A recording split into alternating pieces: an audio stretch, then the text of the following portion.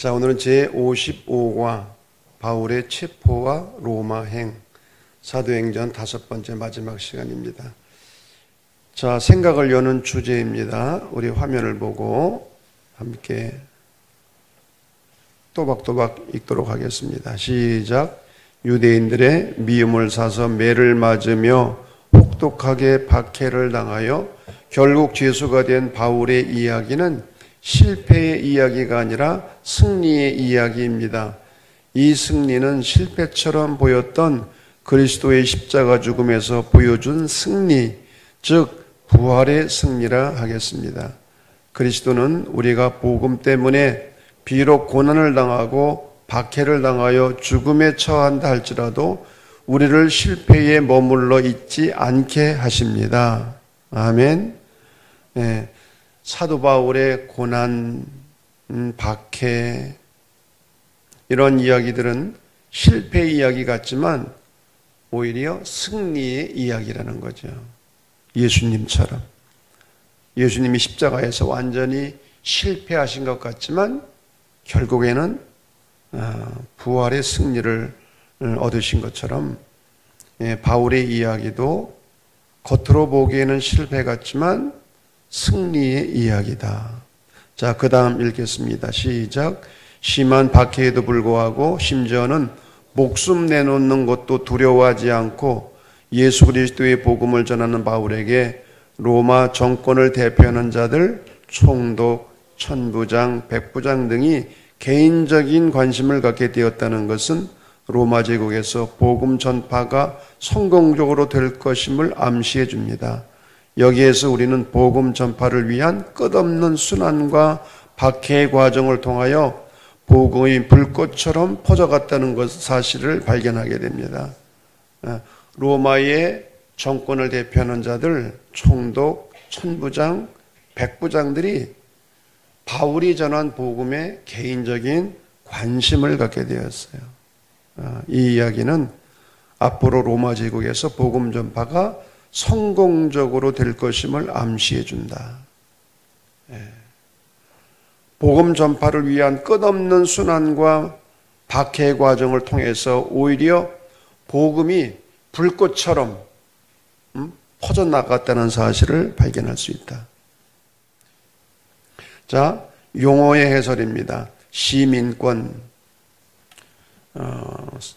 신약 성경에서 2번 나오는 그러한 단어인데,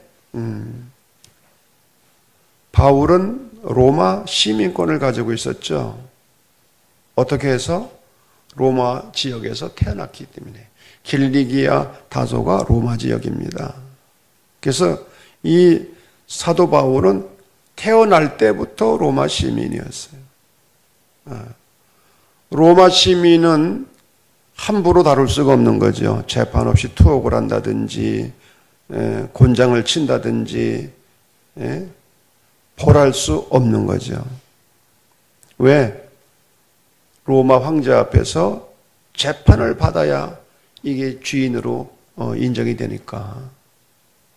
이 시민권, 사도 바울은 이 로마 시민권이 있었기 때문에 복음을 전하는 일에 얼마나 유리한 점이 많았는지 몰라요.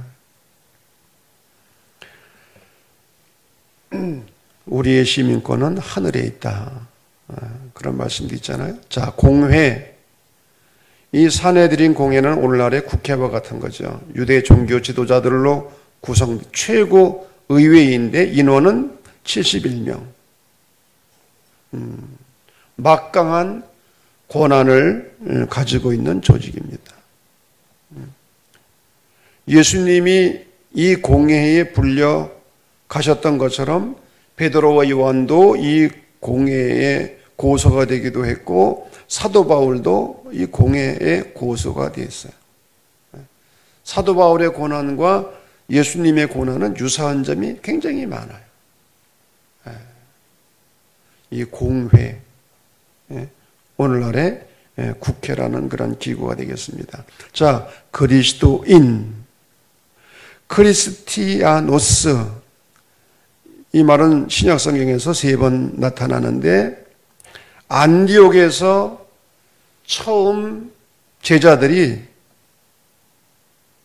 이방인들에 의해서 이 말을 들었어요. 처음 그리스도인이라고 하는 이 말은 이방인들이 예수를 믿고 따르는 사람들을 향하여 멸시하고 조롱 섞인 말이었어요. 저 예수쟁이들, 예수를 따르는 사람들, 예수의 사람들, 메소디스트 감리교회라는 말이 초기에는 저 규칙쟁이들, 규칙주의자들이라는 조롱 섞인 그런 말이었던 것처럼 이 그리스도인이라는 말도 마찬가지였어요. 처음에는 조롱 섞인 그런 호칭이었으나 이게 2세기에 들어와서는 그리스도를 따르는 신자들을 일컫는 명예 있는 이름이 된 거예요. 그리스도인. 자, 시대적 배경.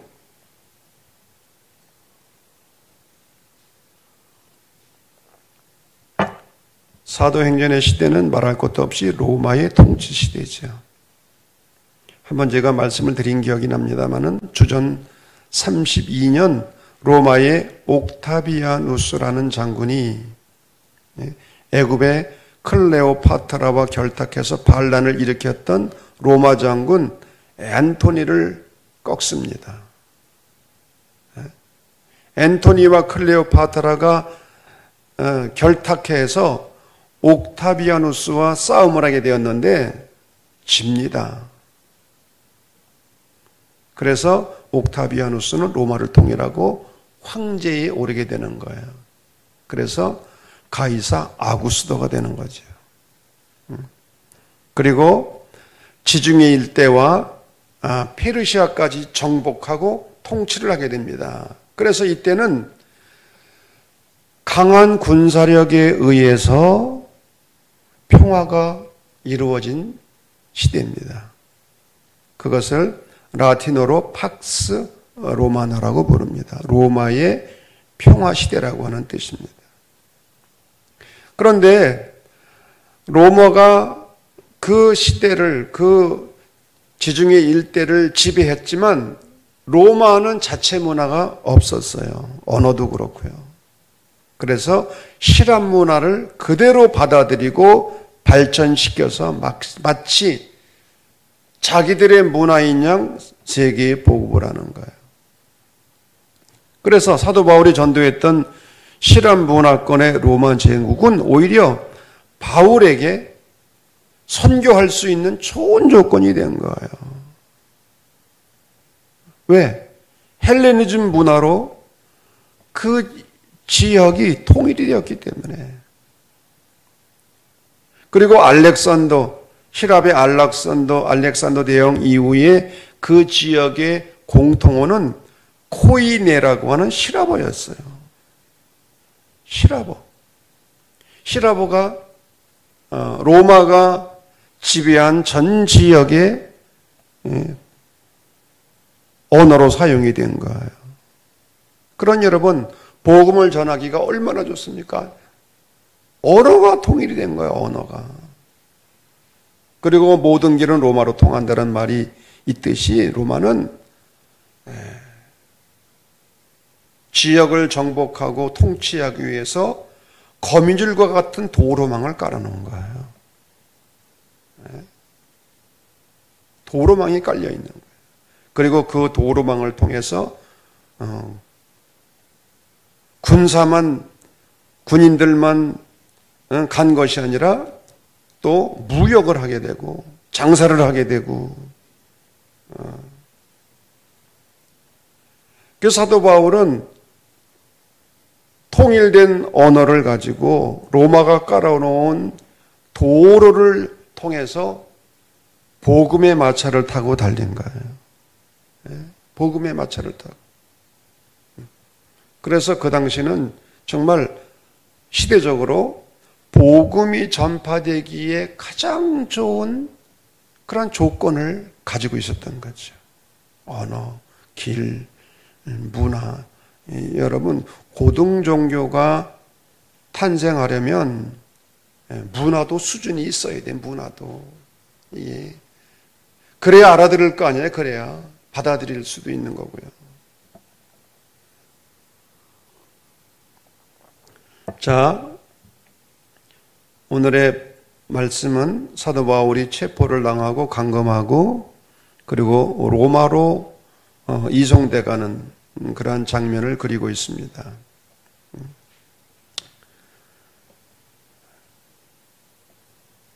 자, 첫째, 바울의 체포와 감금 생활. 우리가 성경 본문도 읽었습니다마는 20장 바울이 3차 전도 여행을 마치고 귀한 길에 수리아의 두로와 팔레스타인의 가이사라 지역에 오게 되었는데 성도들이 만류를 하는 겁니다. 예루살렘에 올라가지 말도록. 왜? 가면 잡힐 것이고 고난당할 것이고 죽을 것이 뻔하니까 올라가지 말라는 거야. 그럼에도 불구하고 나의 생명을 조금도 귀한 것으로 여기지 아니하노라. 주 예수께 받은 사명, 곧 은혜의 복음을 증거하는 이 일을 위해서는 죽을 것도 각오해야 한다. 목숨을 걸고 사도 바울은 예루살렘으로 올라가게 됩니다. 거기서 교회 지도자들을 만나서 선교 보고도 하지만 유대인들이 오해를 해가지고요 사도 바울을 죽이려고 하는 거예요. 특별히 유대교에서 들어온 신자들, 율법을 어겼다고 해서. 그래서 사도 바울이 체포당하게 되고 그리고 공회 앞에 서게 되죠. 공회 앞에. 공회 의장은 대제사장 아나니아였는데 아나니아와 바울 간의 격론이 벌어지고요. 그리고 그 상황 속에서 바리새인들과 또 사두개인들이 서로 논쟁을 하고 격론을 벌이죠. 왜? 바리새인들은 부활을 믿는데 사두개인들은 부활을 믿지 않아요. 그러니까 이 사도 바울은 바리새인이었거든요. 내가 이 부활 문제로 고난을 받는다고 말하니까 바리새인들은 바울을 지지하고 또 부활을 믿지 않던 사두개파들이 고함을 지르고 격론을 벌이는 그런 일도 일어나게 되는 것을 보게 되죠. 결국 이 사도 바울은 가이사라라는 지역에서 감금이 됩니다. 2년 동안. 사람들이 유대인들이 사도 바울을 죽이려는 음모를 꾸몄지만 그것이 발각이 돼서 그 음모가 사진에 드러나서 사도 바울이 구원을 받기도 하고 벨릭스 총독 앞에서 여러 차례의 청문회를 갖기도 하고 또 총독이 베스도로 바뀌는 바람에 또 베스도 앞에서도 복음을 전하고 아그리빠 왕 유대의 분봉 왕 앞에 가서도 또 복음을 전하기도 하고 자 이런 장면들이 있게 되고요. 누굽니까? 베스도 새로 온 총독 앞에서 복음을 전하니까 베스도가 뭐라고 그랬어요? 너 미쳤다. 바울아, 네가 미쳤다. 네 많은 학문이 너를 미치게 하였구나.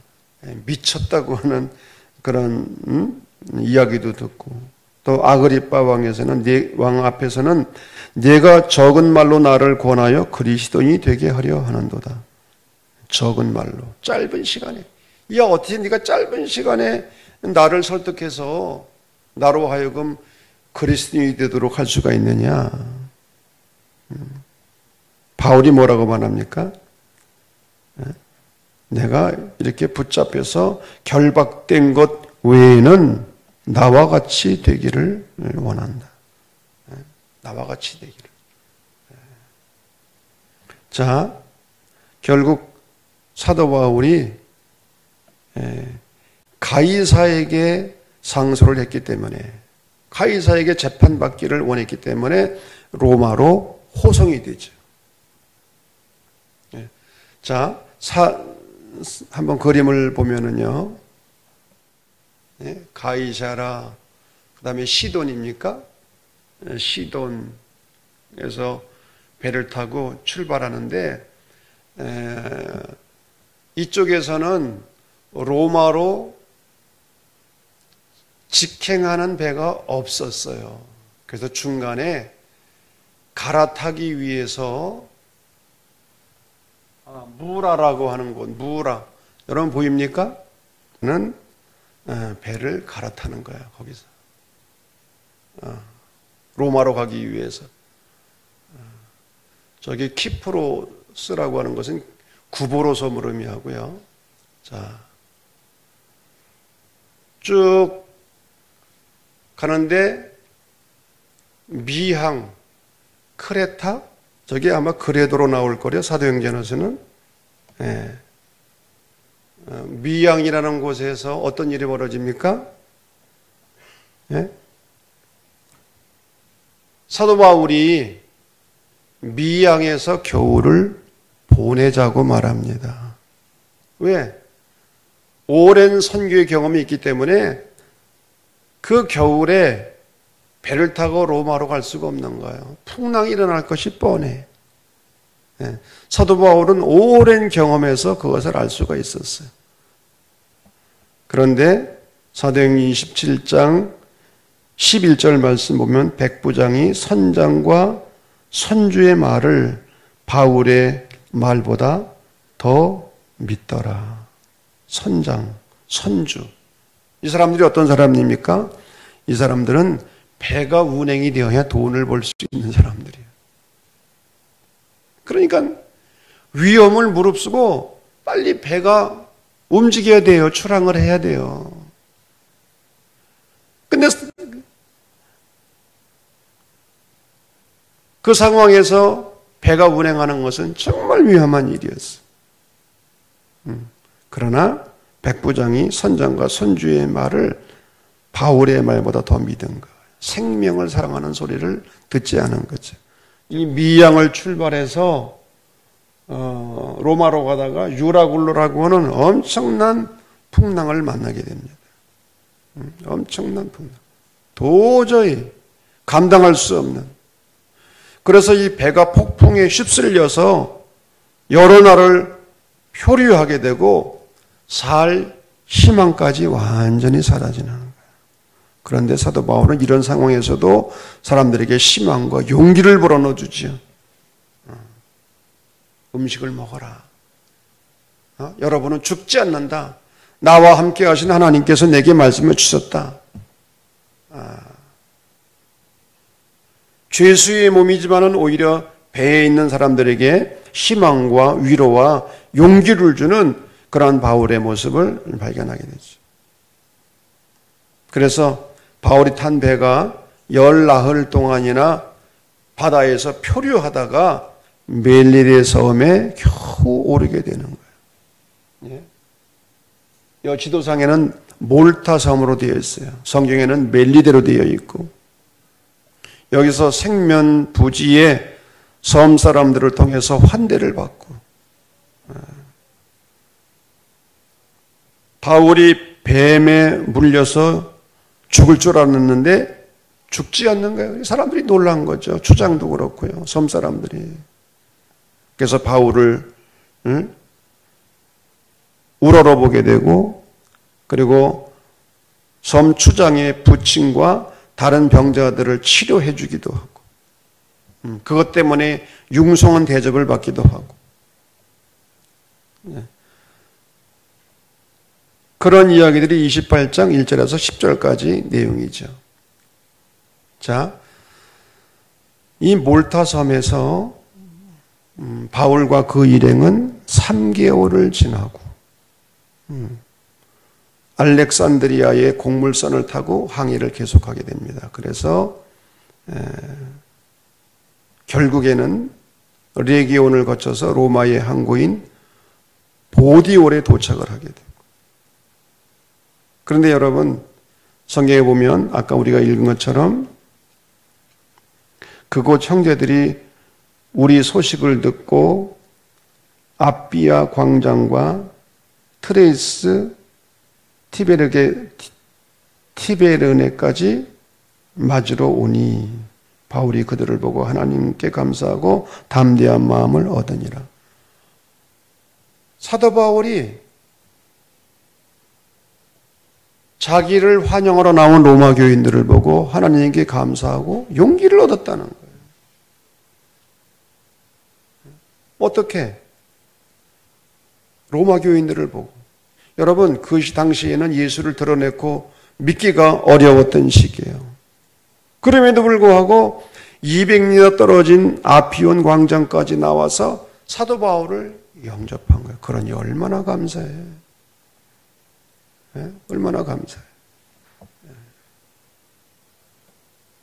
그야말로 믿음의 동지들이지요. 동지들.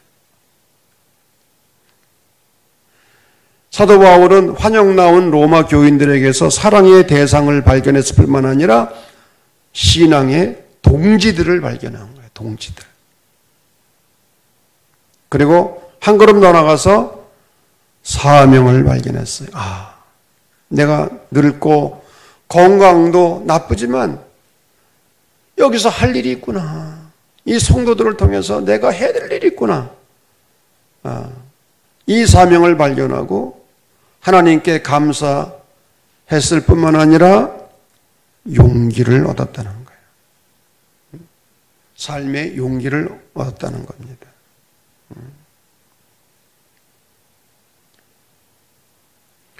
런던 타임지가 가장 행복한 사람이 누구인가라는 설문조사를 했습니다. 누가 가장 행복한 사람인가? 1위가 뭔지 아십니까? 모래성을 막 완성한 어린이. 모래성을 완성했어요. 둘째, 아기의 목욕을 다 시키고 난 어머니. 셋째, 세밀한 공예품을 다 짜고 휘파람을 부는 목공. 넷째, 어려운 수술을 성공하고 막 한 생명을 구한 의사.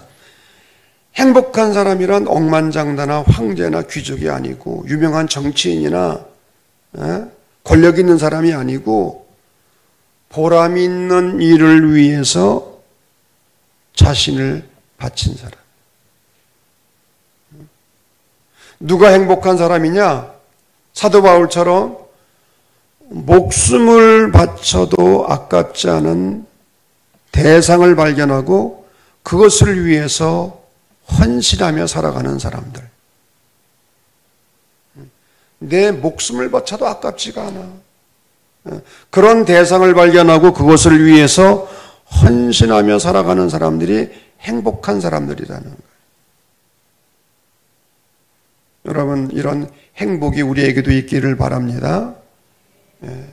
결국 사도 바울은 로마에 가서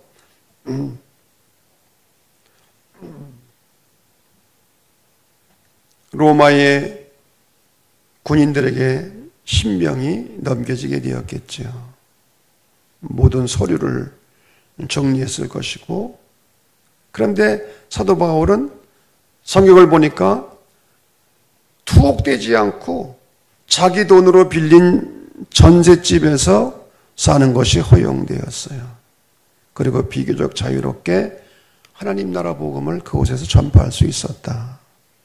사도 바울의 소원이 이루어진 거죠.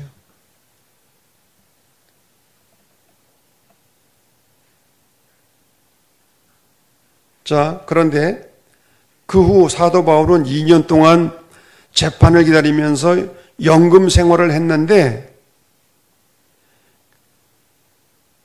그 이유는 어떻게 되었을까? 그게 주후 62년 이후입니다. 사도 바울은 사도행전 이후에 삶이 어떻게 되었을까? 전성에 의하면 사도 바울이 무죄로 석방되어서 스페인에 가서 전도를 했고 거기서 다시 로마로 돌아와 활동하다가 체포를 당하게 되고 악명 높은 카르케르 마메르티눔이라는 감옥에 투옥이 되고 사형 판결을 받게 되고 주후 64년경 로마의 대화재를 구실로 네로 황제가 그리스도교를 박해할 때 순교를 당했다는 거예요. 64년경 사도 바울이 순교를 당하게 되는데 전해져 내려오는 전성에 의하면 사도 바울을 목을 쳤는데 이 목이 3번 쳤다는 거야, 3번. 그런데 바로 그 자리에서 샘이 쏟았다. 이게 트라피스트 수도원이고요. 이게 세분수 교회 같은데 그 안에 뭐 장면도 있어요? 이 교회 안에는 분수가 3곳에서 땅에서 솟아나. 사도 바울이 순교당한 그 장소에 세분수 교회가 세워진 거예요. 자, 신학적 의미입니다. 다 같이 한번 화면을 보고 읽도록 하겠습니다. 바울은 시작. 바울은 자신에게 맡겨진 선교의 사명을 훌륭하게 완수했다. 3차에 걸친 전도 여행의 결과 이제 복음은 유다와 사마리아 지경을 벗어나 소아시아 동유럽에까지 확산되었다. 젖은 종이에 먹물 퍼지듯 밀가루 반죽에 누룩 퍼지듯 그렇게 복음은 퍼져나갔다. 이방인의 사도로 부르심을 받은 바울은 자기가 해야 할 일이 무엇인지 분명히 알았고 또 그 일에 충성을 다했다. 여러분 젖은 종이에 먹물을 떨어뜨려 봤어요? 한번 떨어뜨려 봐요. 얼마나 확 퍼지는지. 밀가루 반죽에 누룩을 넣어 봤습니까? 밤새도록 이게 부풀러 오르는 거예요. 부풀러 올라. 보이지 않게 복음이 확장되어 나갔다는 거예요. 사도 바울은 이 일을 위해서 충성을 다했다는 거예요. 그 다음 시작. 이제 바울은 자신의 삶을 어떻게 정리해야 할 것인지도 잘 알고 있었다. 3차 전도 여행을 마치고 예루살렘으로 돌아가던 중 에베소에서 교회 원로들에게 비장한 심정으로 한 설교는 자신에게 맡겨진 마지막 사명이 무엇인지를 잘 보여주고 있다. 사도 바울은 예루살렘에 올라가면 결박과 환란이 기다리고 있음을 너무나 잘 알았어요. 그러나 복음을 전하는 일에는 자기의 생명도 아까워지 않고 죽을 각오를 하면서 복음을 전하려고 했던 거예요. 자, 이런 의미에서 바울은 철저한 그리스도 모방자였다. 그리스도를 닮은 사람이었다는 거예요. 특히 그가 예루살렘에 올라가서 유다교 지도들에게 체포되어 사내들인 공회와 로마 총독에게 신문받게 되는 과정에서 또 죄가 없음에도 불구하고 종교적이고 정치적인 이유로 석방되지 못한 채 순환받는 모습 등에서 예수님과 같은 길을 갔음을 알 수가 있어. 체포되고 고난받고 재판되고 죽음을 맞이하는 그런 모든 과정들이 예수님과 거의 비슷해요.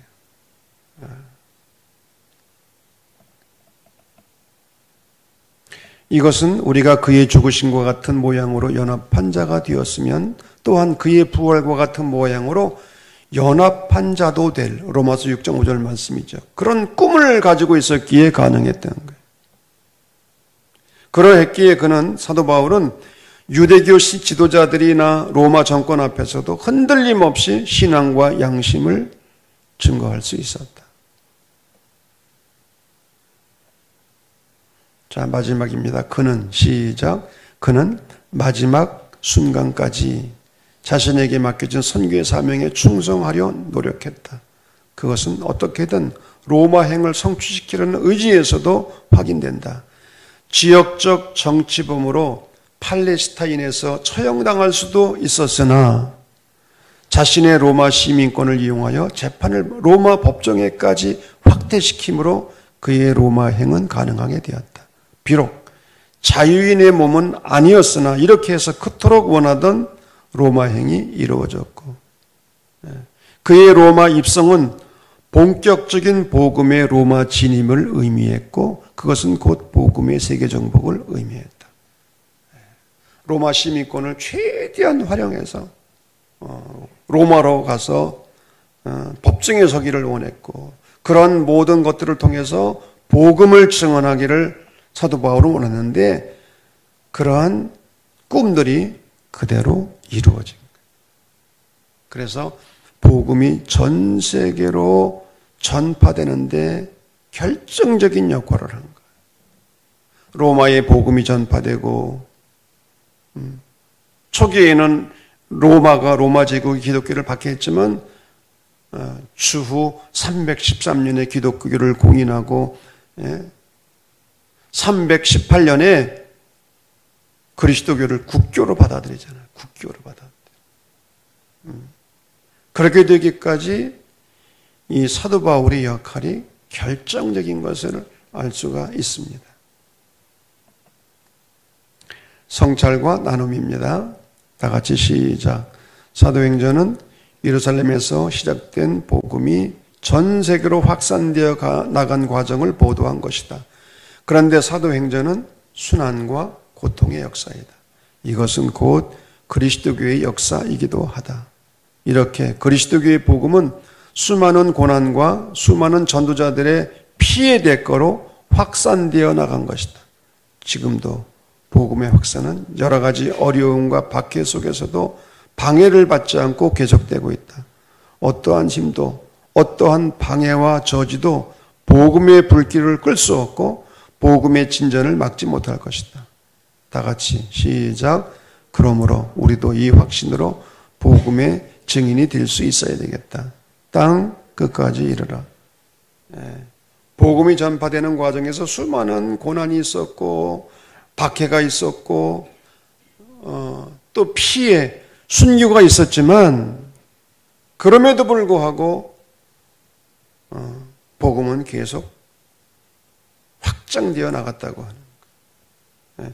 복음의 불길을 끌 수 없다고 하는 거예요. 그런 의미에서 우리도 여러 가지 힘들고 어려운 그런 조건이나 상황들이 있음에도 불구하고 복음의 증인이 되기 위해서 기도하고 하나님의 은혜를 구하고 또 사명을 감당할 수 있어야 하겠습니다. 이런 은혜가 우리 가운데 함께 하시기를 간절히 소망합니다.